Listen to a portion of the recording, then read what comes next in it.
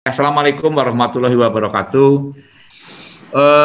Hari ini senang sekali Pak kita bisa melakukan sharing tentang JSA, yaitu Job Safety Analysis. Ya. Kalau kita bisa mengendalikan bahaya risikonya, maka tidak akan terjadi sebuah penyakit akibat kerja, sebuah kecelakaan, atau terjadi kerusak harta benda. Ya, intinya adalah mengendalikan risiko-risiko yang muncul di tempat kerja. Nah, setiap orang artinya yang bekerja harus tahu apa bahaya di tempat kerjanya. Setiap orang ya, siapapun yang bekerja, kalau kita punya anak buah, dia tahu bahayanya. Kata saya kemarin diskusi sama Pak Agung itu, yang tukang cleaning service saja, tukang pel aja, lantai, waktu dia pakai karbol ya, pakai bahan kimia untuk bersihin kamar mandi, itu dia tahu, wah kena tangan saya bisa lecet. Nah, si pekerja itu siapapun, terlepas apapun pendidikan dan ininya, yang penting bagiannya dia, berarti dia tahu, oh tangan saya lecet. Nah, risikonya, bahayanya nanti bahaya kimianya, dia nggak tahu lah bahayanya apa, biasanya tahu. Kalau kena tangan nih bahaya nih, bahan ini karbol ini bahaya. Risikonya kalau kena tangan saya, wah ini tangan saya bisa rusak. Kena mata saya bisa buta, gitu kan? Maka itu. Nah, tahu bahaya pekerjaannya, ini setiap orang harus tahu risikonya. Jadi asumsi kita sekarang mengidentifikasi bahaya tuh kayak ngitung-ngitung, nggak usah mikir terlalu luas lah. Untuk para pekerja nggak perlu harus menghitung, oh yang ini satu nilainya, dua nilainya, tiga. Dia tahu lah bahwa yang dilakukan pekerjaan ini berbahaya. Yang tadi kayak cleaning service gitu ya. Tapi ini kalau seandainya rem tidak berfungsi dengan baik, wah risikonya bisa saya tabrakan gitu. Nah, setiap orang pasti dia tahu bahaya risikonya. Persoalan pertama, apakah dia setiap proses itu dia ngecek nggak bahaya risikonya? Saya sering diskusi sama teman-teman semua. Ya, saya beberapa kali tanya, bahkan level yang tinggi di dalam perusahaan. Saya tanya, bahaya risiko bawa mobil itu apa Pak? Risikonya tabrakan. Itu kita kerja di tambang atau kerja di perusahaan, atau bahkan safety-nya udah supervisor safety, udah manajer safety. Tanya, bahaya bawa mobil Bapak di jalan apa Pak? Tabrakan. Itu jawaban seorang yang sudah pengalaman kerja, sudah disosialisasi safety di lapangan. Saya tanya beliau, Bapak punya anak yang paling kecil umur berapa Pak? Oh, saya punya anak umur 10 tahun Pak Al. Bapak tanya, kalau Bapak ngebut, apa kata anak Bapak? Bapak jangan ngebut, nanti tabrakan. Berarti anak kita 10 tahun pun tahu bahaya risikonya tabrakan. Sekarang Bapak Ibu bawa istri atau bawa suaminya gitu ya, ngebut di jalan, put gitu kan, istrinya cubit atau suaminya, jangan ngebut nanti tabrakan. Istri pun tahu kalau bahaya mobil itu tabrakan. Oke, sekarang tanya nenek-neneknya di rumah pun sama, jangan ngebut nak atau nanti tabrak. Artinya persepsi kita udah 10 tahun kerja, udah jadi manajer safety, udah menjadi supervisor safety, udah menjadi orang yang tiap hari diinduksi, tiap hari lakukan safety meeting atau safety talk. Pemikiran kita, persepsi, bukan pemikiran ya, alam bawah sadar kita, persepsi kita tentang risiko masih sama seperti anak 10 tahun, masih sama seperti istri-istri kita di rumah yang nggak pernah tahu tentang safety, nggak pernah sekolah safety, nggak pernah belajar safety, nggak pernah ada prosedur JSA, nggak pernah, nggak pusing-pusing. Nenek kita, alam bawah sadar kita masih mendefinisikan risiko yang sama. Nah, itulah salah satunya mindset kita juga, pola pikir kita tentang risiko harus berubah. Mestinya, saya jawab sendiri saja, mestinya orang yang sudah bekerja di tempat kita udah lama, udah pengalaman safety, kalau ditanya, bahaya risiko bawa mobil itu apa? Saya mau tanya Bapak-Bapak, ini Bapak-Bapak sudah pengalaman semua di tempat kerja ini. Kira-kira bahwa risiko bawa mobil harusnya jawabnya gimana Pak? Nah, bahaya risiko bawa mobil itu harusnya kita jawab langkah-langkah pekerjaannya. Waktu saya ngecek mobil, bahaya risiko gini loh. Waktu saya naik ke mobil, waktu saya keluar garasi, waktu saya ini, kalau kondisi mobil rem kurang bagus, kalau ini. Nah, inilah kita. Oleh karena itu, karena mindset kita pada top event, kejadian yang paling tinggi saja, maka kecelakaan masih banyak terjadi karena mindset kita hanya mindset paling tinggi. Saya tanya lagi sederhana kehidupan, bayar risiko makan itu apa? Menurut survei yang saya lakukan, jawaban orang safety, orang manajer lapangan, semua, jawaban dengan anak-anak umur 10 tahun, dengan nenek-nenek, dengan istri rumah, jawaban juga sama. Jawabannya sama-sama keselak, Pak. Padahal banyak ya. Bisa ketumpahan, kepecahan piring, apa, duduknya jatuh, dan seterusnya ya. Kena air panas, kena ini gitu ya. Sampai keselak, ketulangan. Nah, itu yang harus kita sadari sekarang. Oleh karena itu JSA mendidik kita melihat langkah-langkahnya, dan yang paling penting di sana adalah menganalisa bahaya risiko setiap langkah. Jadi orang kita yang sudah melaksanakan keselamatan, orang kita yang di lapangan tentu yang perhatian terhadap K3 keselamatan kesehatan kerja termasuk keselamatan pertambangan, harusnya melihat sesuatu by step, langkah demi selangkah. Jadi Pak Haris Tikno nanti beda cerita Pak Haris. Jadi kalau tanya bahaya risiko, jawabannya jangan kayak emak-emak juga kita ini. Kayak anak kita 10 tahun gitu ya. Sadar nggak kita? Sekarang kita sadar nggak kalau jawabnya masih sama? Kalau jawab masih sama, berarti kita belum berubah. Pak Haris mau ngomong, silakan di-unmute Pak Haris.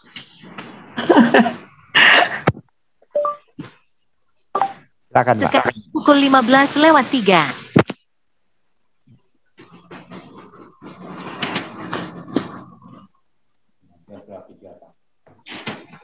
Oke.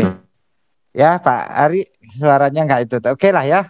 Tapi dengan senyum Pak Ari, saya sudah bisa menyimpulkan, ya mudah-mudahan nanti tidak merasakan lagi. Oke. Setelah artinya bahaya risiko terhadap apa? Keselamatan, kesehatan, keselamatan dikendalikan sehingga terjadi. Nah, bagaimana cara mengendalikannya? Dengan hierarki kontrol. Dari hierarki kontrol ini, namanya JSA ada di mana sih sebenarnya? JSA itu di sini, Pak.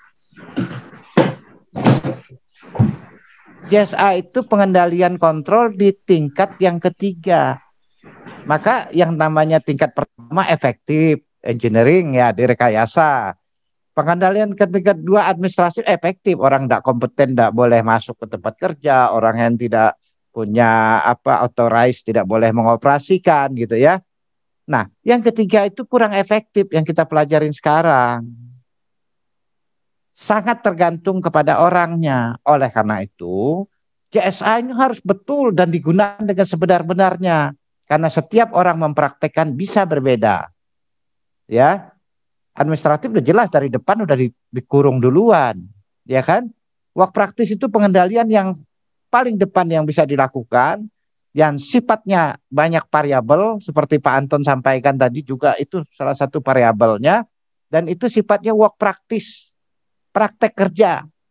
Belum sampai administratif, baru work practice atau praktek kerja. Ya. Nah, tapi di dalam JSA kita juga diingatkan ini bentuk pengendalian karena variatif setiap orang membaca JSA dan melaksanakan JSA berbeda satu orang dengan orang lain. Oleh karena itu, penggunaan JSA itu harus menjadi perhatian yang terus serius oleh pimpinannya. Karena setiap hari moodnya berubah, perasaannya berubah, situasinya berubah, itu akan merubah segala sesuatu yang menjadi menjadi dinamis lah ya. Oke, ini garis besarnya. Maka dalam perusahaan ada sistem yang memperkuatnya. Ini garis besar kita, pengantar dari saya saja ya. Sebagai pengantar dari saya, kenapa pentingnya kita melakukan JSA? Kita yang sudah melakukan pekerjaan ini di lapangan, kita harus melihat sesuatu berdasarkan step by step-nya. Saya nyampe materi ini, selanjutnya nanti disampaikan oleh Pak Agung. Ya, jadi kunci pertama kita untuk bisa sehat selamat sebenarnya bukan sehat dan selamat. Untuk Bapak sukses juga sama. Ingat ya, Bapak mau punya jabatan naik perlu analisa risiko juga, ya.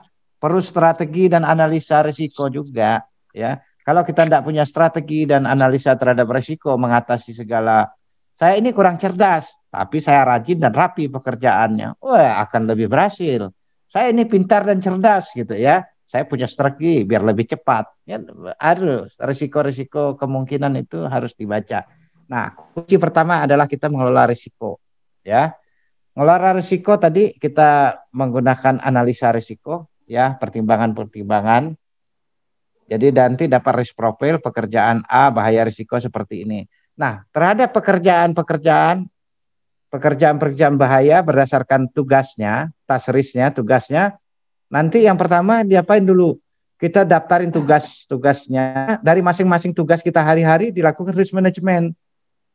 Tugas saya ada 10. Coba yang 10 itu, tugas saya 10 apa? Tugas saya 10, saya harus misalnya bersihkan lokasi kerja dulu sebelum kerja tiap pagi. Yang kedua, saya harus memeriksa mesin permesinan saya. 2. 3, memeriksa alatnya. Jadi dari 10 tugas ini dikompil jadi dianalisa mana tugas-tugas yang kritis dan mana-mana yang belum tidak kritis. Ya. Yang kritis dari 10 itu dapat 5 misalnya. Nanti Pak Agung akan menyampaikan bagaimana menginventarisasi menjadi tugas kritis. Nah, kalau tugas kritis risiko yang belum dapat 5, jadiinlah daftar list. Jadi dari 10 pekerjaan kita tadi ternyata kita perlu 5. Sekarang pertanyaan saya sama Bapak-bapak semua, apakah benar-benar kita ada 10 pekerjaan di lapangan, setiap pekerjaan kita sudah ngecek dulu. 10 job desk saya, daily activity saya setiap hari, sudah saya list 5 berisiko, ya, 5 tidak, 5 perlu jasa, 5 tidak. Dari 100 orang yang saya tanya, bahkan lebih dari 100 orang kerja di perusahaan yang saya tanya, karena juga saya nguji kompetensi, ya, nguji kompetensi entah sudah berapa ratus atau berapa ribu orang, hampir pertanyaan tidak ada yang bisa menjawab. Saya tanya sekarang Bapak Ibu semua, ada berapa jenis, ada berapa ada berapa item atau ada berapa jenis pekerjaan? Ada yang bilang, oh ya, saya job desk saya ada 20, yang bisa jawab cuma 50%. Yang 50% saya punya job desk Pak, ada di catatan, tapi job desknya itemnya apa saja nggak tahu. Job desk saya ada 20 Pak, ini daftar tugas saya sendiri, bukan daftar tugas orang, tugas saya sendiri. Itu tidak bisa jawab 50% pekerja kita. Itu pertama. Pertanyaan kedua yang saya tanyakan, dari 10 tugasmu atau 20 tugasmu, ada berapa tugasmu yang berisiko tinggi? Tidak sampai 10% bisa menjawabnya. Benar apa betul? Sekarang saya tanya Bapak-bapak, misalnya katakanlah Pak Rahmi misalnya. Ada 20 pekerjaan Pak Rahmi misalnya. Dari 20 item pekerjaan itu ada berapa pekerjaan yang berisiko? Ini yang baru yang rutin ya. Kalau non rutin nanti pasti kata Pak Agung tadi sampaikan, begitu non rutin ya dibuat. Ini ngomong rutin dulu. Ya. Kita ngomong baseline, jasa itu banyak salah persepsi di awal. Ya. Nanti baru kita buat jasa. Oke, sekarang saya tanya, ya, Bapak nggak usah dijawab di sini karena ramai ini 84 orang dan peserta di atas 100, ya, nggak usah dijawab nggak apa-apa, ya. Tapi ini diskusi nggak masalah sih sebenarnya. Nah, sekarang pertanyaan dari 20 pekerjaan Pak Rahmi, tahu, alhamdulillah Pak Rahmi termasuk orang yang 50% yang bisa menjawab bahwa aktivitasnya ada 20, tapi 50% lagi tidak pernah mampu menjawab berapa pekerjaannya. Ya, kegiatan rutinnya ada berapa. Terus yang pertanyaan kedua tadi adalah berapa pekerjaan, ada berapa tugas yang bahaya risikonya tinggi, yang belum dapat diterima risiko dari risiko dasarnya. Tidak sampai 10% bisa menjawab. Artinya 90% dari kita itu tidak tahu, tidak pernah mengidentifikasi bahwa pekerjaan kritisnya apa saja. Oleh karena itu sebelum JSA disusun dulu adalah critical, ya, critical task list-nya, daftar pekerjaan yang berisiko dari daftar pekerjaan. Nah, pekerjaan berisiko tinggilah untuk dibuat JSA. Setelah JSA, Pak, dan gunakanlah JSA-nya, sosialisasi gunakan. Setelah gunakan JSA, maka kalau pekerjaan rutin dan tetap ya tidak berubah-ubah kata Pak Anton tadi, maka mau dinaikin ke WI atau TSP atau instruksi kerja silakan. Kemudian ini dilakukan oleh para pekerja nih, ya. Kemudian oleh pengawasnya dilakukan observasi, ngecek, yakin nggak Bapak anak buah udah dikasih JSA, sudah diberi penjelasan tentang JSA, bisa ngerjain di lapangan, yakin nggak kita? Nah, untuk meyakinkan seorang pengawas, untuk meyakinkan manajemen bahwa tugas-tugas itu dilakukan dengan benar, maka dilakukanlah ini ya, dilakukan observasi. Nah, inilah yang mau kita kerjakan nanti dari task list sampai ke sini. Sekilas-sekilas.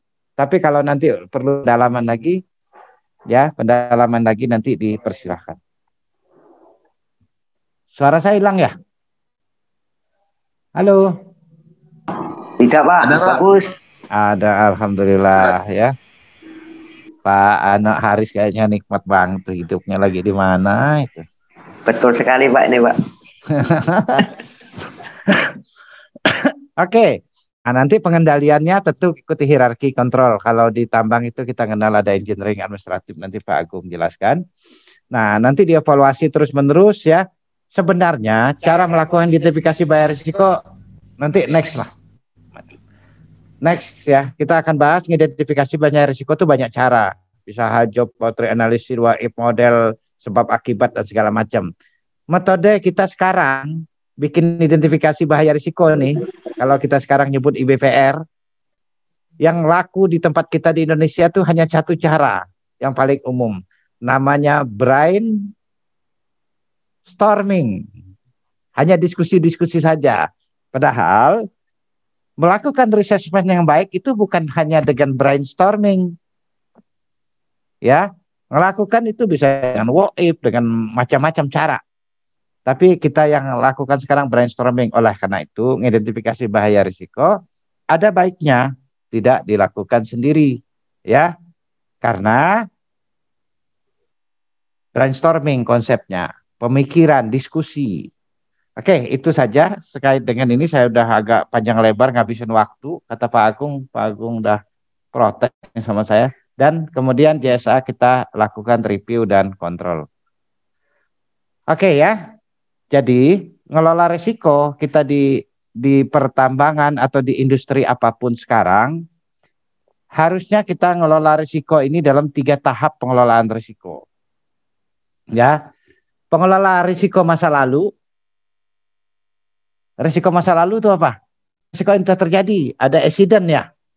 Insiden itu hanya untuk kita belajar, bukan untuk kita kelola, untuk kita memberikan manfaat besar nggak ada, hanya untuk belajar. Risiko masa lalu dalam mengelola risiko, risk management ini, ya. Kemudian kita mengelola risiko saat ini, risiko yang terjadi sekarang yang hari-hari, kepleset ya, mengendalikan, ada lubang yang ngerem tadi ya, dan pengendalian risiko masa depan, ya, risk of the future. Nah, sebenarnya konsep manajemen risiko itu adalah untuk mengendalikan risiko masa depan.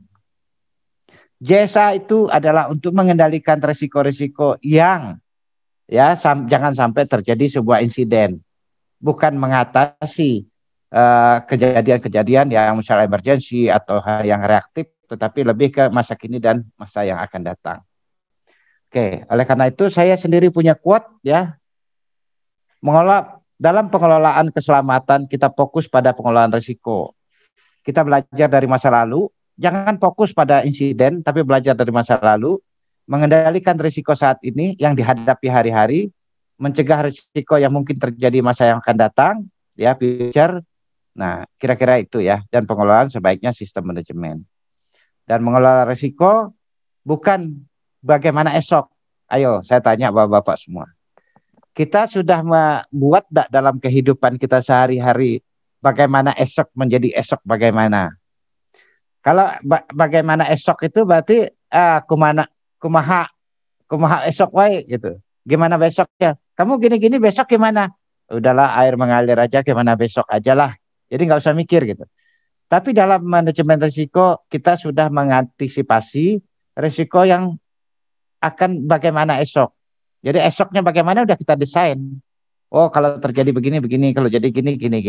Jadi merubah pola pikir mindset kita, melihat bukan bagaimana besok, tapi besok bagaimana. Nah ini selanjutnya nanti akan disampaikan oleh Pak Agung terkait dengan proses JSA-nya, ya. Dalam proses JSA-nya akan disampaikan oleh Pak Agung Budiarto. Ini kenapa nggak mau, Pak Agung? Jadi ada yang mau diskusikan dulu, silakan. Oke, ya. Terima kasih Bapak. Kalau ada yang mau didiskusikan dulu, silakan.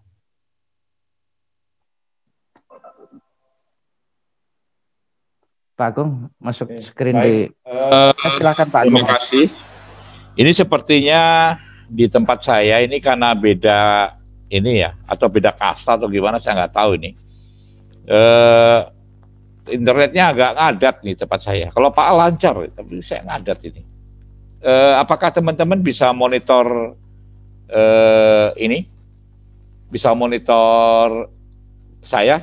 Ini suara dan slating saya? Aman Pak Agung. Aman ya? Suara aman, Pak.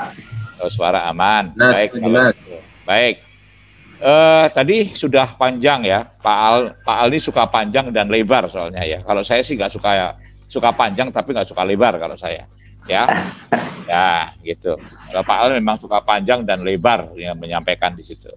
Ya, ya, oke. Jadi sudah disampaikan tentang risk management tadi, bagaimana kita mengelola risk ya, sampai dikeluarkan code ya sebagainya. Baik, saya akan meneruskan supaya sampai ya jamnya ya. Ini next saja. Jadi gini Pak, sebentar. Ini kok nggak mau dibuka ini? Oke lah.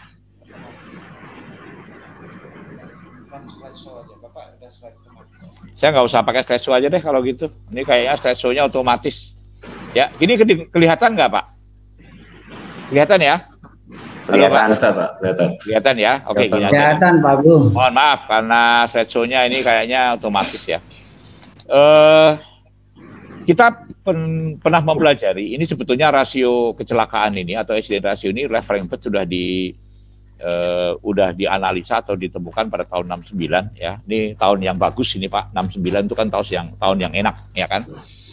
Ya. Ya. Bahwa kalau di paling bawah atau at risk behavior atau tindakan tidak aman dan kondisi tidak aman ini ya, kalau kita tidak mengelola dengan adanya inspeksi, pemeriksaan, pengujian, pembuatan JSA, HIRA, dan sebagainya, maka ini akan menjadi potensi bahaya ataupun menjadi kemungkinan risiko terhadap 600 near miss. 600 near miss itu pun kalau kita tidak kelola juga dengan suatu hal-hal yang seperti contohnya JSA juga, maka bisa berpotensi pada 10 kerusakan alat dan 10 cedera ringan dan akhirnya pada fatality atau major. Jadi sebetulnya dalam pembuatan JSA ataupun hierarki kontrol ya hierarki kontrol ya, jangan sampai hilang R-nya ya hierarki kontrol itu kita yang tadi ada engineering dan sebagainya. Kalau ternyata masih ada risiko sisa yang harus dipahami oleh para pekerja ya, maka sampai dengan administrasi dan work practice itu perlu diupayakan. Contohnya JSA sehingga si perusahaan dapat mengelola risiko sampai dengan tahap yang bisa diterima. Ya, jadi kalau kita bilang safety itu adalah upaya pengendalian risiko sampai dengan taraf yang bisa diterima. Karena kalau kita bilang risikonya antara risikonya PTA dan risikonya PTB pasti berbeda. Ya, betul kan? Mungkin di Indominco katakanlah dia bisa 70 km per jam. Tapi di tempat lain, mohon maaf, yang lain yang masih dengan belum chipset dan sebagainya, mungkin nggak bisa ya, karena belum tentu yang 70 km per jam itu risiko tinggi. Contoh Rossi itu berapa kilometer per jam Pak? Bisa 300 km per jam. Apakah itu unsafe? Tentu saja nggak ada balapan kalau kita bicara unsafe ya kan. Artinya risiko dari Rossi itu sudah dikelola dengan segala macam sampai dengan gear sampai dengan ban, sampai dengan peralatan dan sebagainya. Mungkin CSA pun juga sudah dibuat. Itu ya kira-kira. Inilah landasan dasar dari kenapa kita bikin CSA, agar apa? Risiko-risiko sisa itu bisa kita kelola. Ya, gitu Pak. Ya, jadi tidak hanya puas dengan risiko engineering saja, tapi risiko sisa juga kita kelola. Oke, next ya. Kalau ada pertanyaan boleh dipotong. Ya, lanjut. Oke, ini proses analisa keselamatan pekerjaan. Jadi prosesnya analisa pekerjaan itu tadi Pak Al sudah menyampaikan, yaitu awal mulanya kita membuat daftar tugas. Ya, biasanya kalau saya ngajar itu saya cari analogi yang gampang. Tugas istri, pertama kali bangun tidur tuh menata tempat tidur, ya, kita acak-acak itu ya. Berarti yang merapikan istri itu, ya kan? Merapikan tempat tidur, mencuci pakaian, menyetrika, ya kan? Memasak, menyapu, sampai lain sebagainya. Nah, dari sekian tugas istri, mana yang kira-kira tugas tersebut yang memang ada kritis? Oh, ternyata masak sama setrika, karena ada listrik, ada panas. Nah, berarti itulah yang harus diperhatikan untuk dibuatkan CSA, agar si pekerja paham akan bahaya pekerjaan dia dan bagaimana cara mengontrol daripada bahaya risiko yang ada tadi. Itu ya Pak, kira-kira semacam itu. Nah, melakukan task risk assessment atau task assessment itu tadi ya melihat daripada ada 3 dimensi, ada 2 dimensi ya. Ada probability, severity, frekuensi, ada juga perhitungan probability kali severity, karena frekuensinya sudah masuk ke probability. Nah, setelah itu barulah dari hasil task risk assessment tadi diseleksi tugas, mulai tugas yang paling beresiko sampai dengan tugas yang paling rendah, dibikin skala prioritas. Ya, inilah yang dinamakan CSA. Jadi CSA itu boleh dikatakan adalah analisa tugas kritis atau analisa tugas spesifik. Karena spesifik, Pak, kalau maintenance mobil itu mungkin HIRA. Tapi kalau membuka ban, memasang spion, ya itu adalah bagian daripada CSA.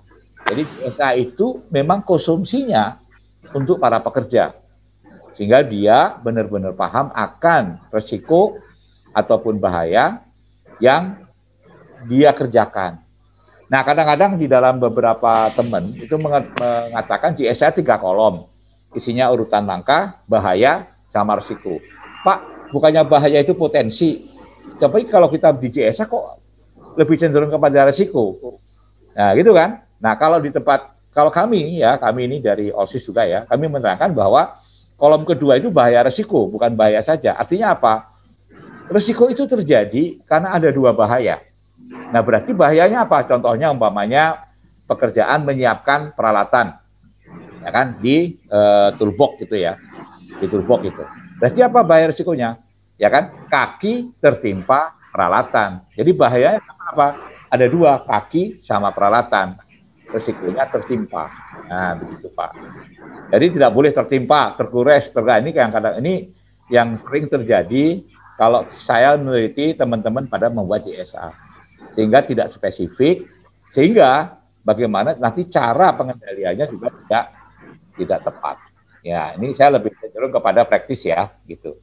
Nah, baru setelah itu, setelah kita melihat risiko-risiko paling tinggi paling rendah, baru dibuatlah CSA dengan formulir 3 kolom tadi. Tentunya pasti dengan skala prioritas yang paling kritis dulu kita lakukan. Nah, setelah itu, bisakah CSA ini menjadi instruksi kerja? Ya bisa saja kalau CSA itu sudah dilakukan berkali-kali dan sudah saking expertnya, sehingga nilai kritisnya sudah hilang atau mungkin sudah berkurang. Sudah dianggap tidak kritis karena sudah dilakukan semacam-macam. Nah, akhirnya supaya ini tetap terjaga, kita naikkan menjadi instruksi kerja.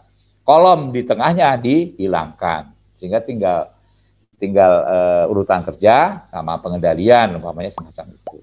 Atau mungkin bisa juga 1 kolom dibikin secara naratif, dibikin urutan-urutan kerjanya saja, itu juga bisa.